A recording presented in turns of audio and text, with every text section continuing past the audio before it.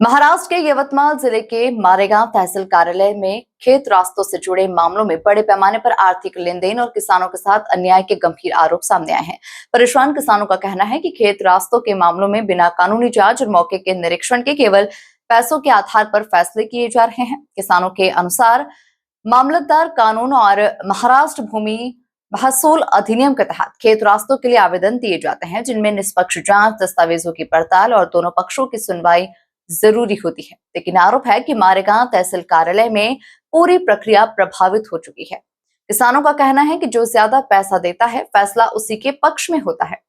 इस मामले में लिपिक अशोक पलवेकर और नायब तहसीलदार बीडी मत्ते पर गंभीर आरोप लगाए गए। किसानों ने आरोप लगाया है कि अधिकारियों के द्वारा अभद्र भाषा का इस्तेमाल करते हुए कहा गया कि जो करना है कर लो, हमारा कुछ नहीं बिगड़ेगा। गदाजी बोरी निवासी किसान विनोद राजूरकर ने राजस्व विभाग और जिलाधिकारी से मांग की है कि पिछले 2 वर्षों में खेत रास्तों से जुड़े सभी आदेशों की निष्पक्ष जांच कराई जाए।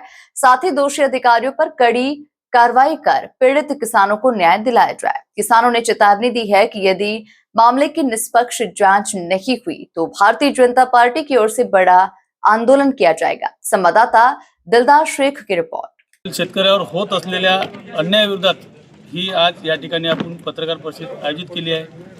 तरी ह्या पत्रकार परिषदेचा मुख्य उद्देश असा आहे की काल आमच्या हाती आलेलं प्रकरण बोरी गदाजी येथील विनोद राजूरकर यांना हा आदेश पारित झाला आहे रस्त्याचा। तर आमचं असं म्हणणं आहे, हा आदेश वाचल्यानंतर त्यांची शहानिशा केल्यानंतर पूर्ण आदेश हा चुकीचा आहे आणि बोगस आहे। हा नायब तहसीलदार आणि त्यांचा जो लिपिक आहे बाबू RC2चा पडवेकर यांनी पूर्ण चुकीचा आदेश घरी बसून बनवलेला आदेश आहे। तरी हा आदेशमध्ये आपल्याला असं सिद्ध होते की हा आदेशमध्ये स्पष्ट लिहून आहे की जो ज्यांच्या विरोधात आदेश केला आहे, ज्यांच्या शेतातून रस्ता द्यायचा आहे, त्यांचं ताराचं कुंपण म्हणजे तार कंपाऊंड आहे बा, असं या आदेशमध्ये दाखवलं आहे। परंतु त्या मोका पाणी केलं तर कुठल्याच प्रकारचं कंपाऊंड नाही आहे, म्हणजे तुम्ही याचा अर्थ बांधावर गेले नाही।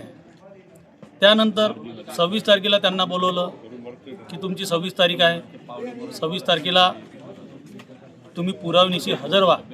हे 26 तारखेला पुराव्यानिशी हजर झाले आणि त्यांना गेल्यावर माहीत पडलं की 25 तारखेला आदेश पारित झाला। मग हा कुठला न्याय आहे? हा कुठला तुमचा शासनाच्या नियमात बसते? म्हणून भारतीय जनता पार्टीचा तालुका अध्यक्ष म्हणून हे प्रकरण माझ्याकडे आले आणि मी हा मुद्दा आज या ठिकाणी उचलला आहे। पुरेपूर बनावट खोटा आदेश यांनी बनवला आहे आणि आदेश करताना आपल्यालाही माहीत आहे की दोघाच्या मेंढवरून म्हणजे दोघाच्या बांधावरून धुऱ्यावरून रस्ता दिला जाते, परंतु दुसऱ्याला पार्टी न बनवता एकट्या शेतकऱ्याच्या शेतातून रस्ता दिला आहे।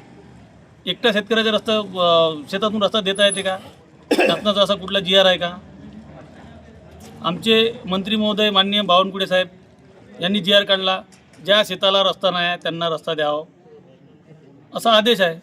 पण हे दुरुपयोग करताय, ज्यांना पहिलेच रस्ता आहे त्यांना रस्ता देत आहे आणि असे प्रकरण किती पडून आहे, ज्यांना रस्ता नाही ते असे आत्ताच इथं बसले लोक आहे, रस्ता नाही ते भांडत आहे 1 वर्षापासून, त्यांना रस्ता दिला नाही। म्हणजे तुम्ही कशासाठी काम करताय?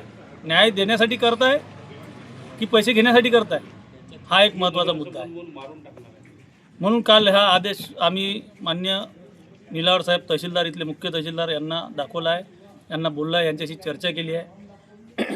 त्यांना पूर्ण आदेश समजून देण्यात आला आहे आणि जर ह्या आदेशावर तहसीलदार रेड्डी साहेब यांनी कुठलीही दखल घेतली नाही तर आम्ही भारतीय जनता पार्टीच्या वतीने माननीय महसूल मंत्र्यापर्यंत जाऊ, जिथं जायचं आहे तिथं जाऊ, पण त्यांना योग्य तो न्याय मिळेल हे भूमिका आमची राहील।